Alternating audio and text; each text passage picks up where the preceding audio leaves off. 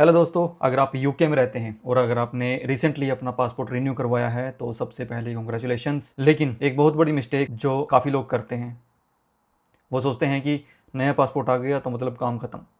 लेकिन ऐसा नहीं है, यहीं पे आप सबसे बड़ी मिस्टेक करते हो। पासपोर्ट रिन्यू होने के बाद कुछ इंपॉर्टेंट अपडेट्स होते हैं जो आपको करने पड़ते हैं, और अगर आपने वो टाइम पर नहीं किया तो फ्यूचर में ट्रैवल करने पर वीजा एक्सटेंशन में, वीजा रिन्यूअल में आपको बहुत सी प्रॉब्लम्स को फेस करना पड़ सकता है। इस वीडियो में मैं आपको बताऊंगा स्टेप बाय स्टेप कि यूके में अपना पासपोर्ट रिन्यू करने के बाद आपको क्या मेजर स्टेप्स लेने हैं, कहाँ कहाँ आपको अपना नया पासपोर्ट अपडेट कर। तो बिना टाइम वेस्ट किए चलिए शुरू करते हैं। सबसे पहले मैं अपना एक्सपीरियंस शेयर करता हूँ। मैं पिछले कुछ सालों से यूके में रहता हूँ। मेरा पासपोर्ट एक्सपायर होने वाला था, जिसकी वैलिडिटी अराउंड 1 ईयर बची हुई थी। तो मैंने इंडियन वेबसाइट पे चेक किया, इंडियन कॉन्सुलेट की। वहां पर इन्होंने मेंशन कर रखा था कि अगर आपकी पासपोर्ट की एक्सपायरी विद इन 1 ईयर है तो आप उसको रिन्यू करवा सकते हैं। तो मैंने इसके लिए वीएफएस के थ्रू अप्लाई किया और कुछ ही टाइम बाद मेरा पासपोर्ट रिन्यू होके न्यू पासपोर्ट आ गया। अब मैं ऑनलाइन रिसर्च कर रहा था कि पासपोर्ट रिन्यू होने के बाद मुझे क्या क्या स्टेप्स लेने चाहिए, तो मुझे कुछ ज्यादा कॉन्क्रीट इन्फॉर्मेशन नहीं मिली। तो मैंने सोचा कि क्यों ना इस बारे में एक वीडियो बनाई जाए। इसलिए मैंने सोचा कि जो रिसर्च मैंने की है वो आप सबके साथ शेयर करूं, ताकि आपका टाइम भी बचे और कोई इंपॉर्टेंट चीज मिस भी ना हो। तो सबसे पहला स्टेप, जैसे ही आपका पासपोर्ट घर पहुंचता है, आप उस पासपोर्ट को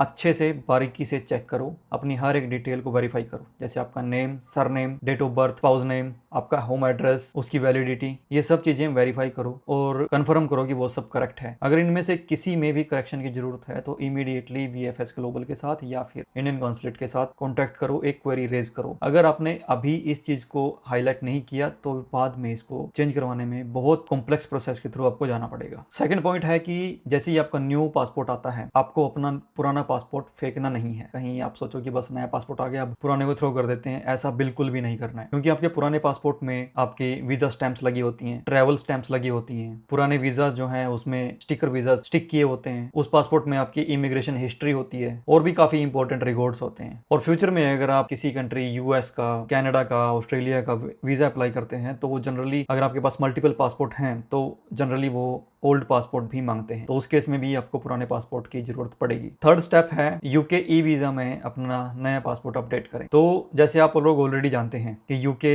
ने अब बीआरपी देना बंद कर दिया है। अब वो ई वीजा इशू करता है, जिसका आपको यूके वीआई पर अकाउंट बनाना पड़ता है। जो आप अकाउंट बनाते हो उसमें आप अपनी आइडेंटिटी डॉक्यूमेंट के तौर पर अपने पासपोर्ट को देते हो। और अगर आपका पुराना पासपोर्ट एक्सपायर हो गया है, अब आप नया पासपोर्ट रिन्यू करवा लिया है, आपके पास नया पासपोर्ट इशू होकर आ चुका है, तो आपको मैंडेटरली उस यूके वीआई अकाउंट पे लॉगिन करना है और अपना न्यू पासपोर्ट अपडेट करना है। जैसे ही आप ये न्यू पासपोर्ट अपडेट करते हो, आप पुराने पासपोर्ट लॉगिन डिटेल्स के साथ लॉगिन नहीं कर पाओगे। आपको अपना नया पासपोर्ट लॉगिन डिटेल्स के लिए यूज करना पड़ेगा। ये बहुत इंपॉर्टेंट स्टेप है। अगर आप ऐसा नहीं करते हो तो फ्यूचर में वीजा एक्सटेंशन में या फिर सेटलमेंट के टाइम आपको बहुत सी कॉम्प्लेक्सिटी प्रोसेस का सामना करना पड़ सकता है। फोर्थ पॉइंट आता है अपने एम्प्लॉयर के साथ या फिर अपने यूनिवर्सिटी के साथ आप नए पासपोर्ट को जरूर अपडेट करें। कुछ नहीं करना, आपने सिंपल सी एक ईमेल ड्राफ्ट करनी है, उसमें अपना नया पासपोर्ट नंबर डालना है और एक स्कैन कॉपी उसमें अटैच करके अपने यूनिवर्सिटी को और अपने एम्प्लॉयर को, एचआर डिपार्टमेंट को सेंड कर दो और उन्हें बोल दो कि प्लीज अपडेट द रिकॉर्ड। अगर एचआर समझता है या फिर यूनिवर्सिटी समझती है कि कोई फर्दर एक्शन आपकी तरफ से होना चाहिए तो वो आपको रिटर्न में देंगे। लेकिन फर्स्ट स्टेप यही है कि आप उनको एक ईमेल सेंड करो to get started. Fifth point आता है कि अपने इमिग्रेशन रिकॉर्ड्स वेरीफाई कर लो। ये भी एक अच्छी हैबिट है। चेक करो कि आपके इमिग्रेशन अकाउंट जैसे यूके वीआई में आपके रिकॉर्ड्स, आपके पासपोर्ट सब कुछ अप टू डेट है। इससे फ्यूचर वीजा एक्सटेंशन में, सेटलमेंट एप्लीकेशंस में कोई कंफ्यूजन नहीं होती है। नेक्स्ट पॉइंट आता है बैंक। अगर जरूरत हो तो अपने बैंक के साथ भी कांटेक्ट करो और चेक करो, उन्हें बताओ कि मेरा पासपोर्ट रिन्यू हुआ है, do you want a copy of my new passport. अगर उनको चाहिए तो वो डेफिनेटली आपको कंफर्मेशन देंगे कि हमें न्यू पासपोर्ट कॉपी चाहिए। उस केस में आप अपने बैंक के साथ भी एक कॉपी अटैच कर सकते हैं। नेक्स्ट पॉइंट आता है ड्राइविंग लाइसेंस का। जनरली पासपोर्ट रिन्यूअल का ड्राइविंग लाइसेंस पे कोई इफेक्ट नहीं पड़ता, लेकिन अगर किसी वजह से डीवीएलए रिकॉर्ड्स पासपोर्ट नंबर से लिंक हैं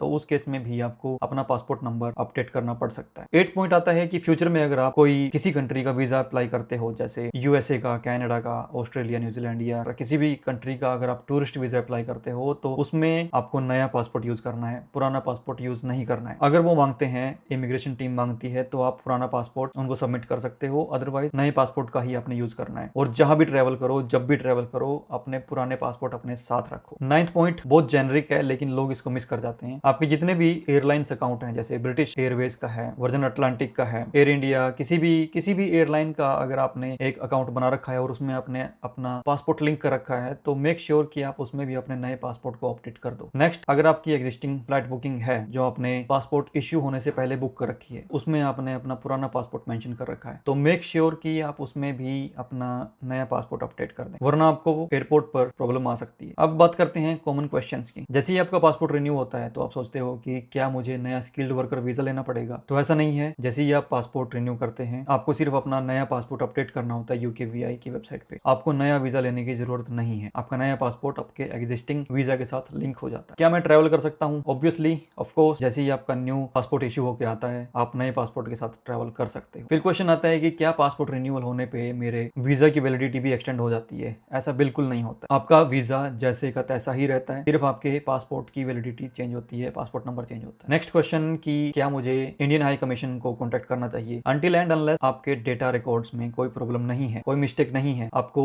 इंडियन हाई कमीशन के साथ कॉन्टेक्ट करने की कोई जरूरत नहीं। अगर आपको लगता है कि आपके पासपोर्ट में रिकॉर्ड्स में कुछ करेक्शन की जरूरत है तो उस केस में इमीडिएटली इंडियन हाई कमीशन से कॉन्टेक्ट करो। एक बार एक क्विक चेकलिस्ट चेक कर लेते हैं। जैसे ही आपका पासपोर्ट रिन्यू होकर आता है आपने क्या करना है? पासपोर्ट डिटेल्स वेरीफाई करनी है, पुराना पासपोर्ट संभाल कर रखना है, UKVI अकाउंट अपडेट करना है, एम्प्लॉयर कन्फर्म करना है, आपकी यूनिवर्सिटी को अपडेट करना है, बैंक से चेक करना है, फ्यूचर वीजा एप्लीकेशंस में अपने नया पासपोर्ट यूज करना है, अपने एयरलाइंस अकाउंट अपडेट करो, फ्लाइट बुकिंग्स वेरीफाई करो। बस इतना कर लोगे तो फ्यूचर में आपको कोई प्रॉब्लम नहीं आएगी। उम्मीद करता हूँ कि ये वीडियो आपको अच्छी लगी होगी। अगर आपने रिसेंटली पासपोर्ट रिन्यू करवाया है तो कमेंट में बताओ कि किस सिटी से करवाया है, क्या प्रोसेस थी और क्या आपको कोई प्रॉब्लम आई रिन्यूअल के टाइम पे। अगर वीडियो पसंद आई है तो लाइक जरूर करें। ऐसे ही UK life, visa update, travel guidance और प्रैक्टिकल इन्फॉर्मेशन के लिए नील यात्री को सब्सक्राइब जरूर करें। मैं मिलता हूँ आपसे नेक्स्ट वीडियो में, तब तक के लिए have fun, stay safe, keep travelling. मिलते हैं आपसे नेक्स्ट वीडियो में, तब तक के लिए हैव अ गुड वन।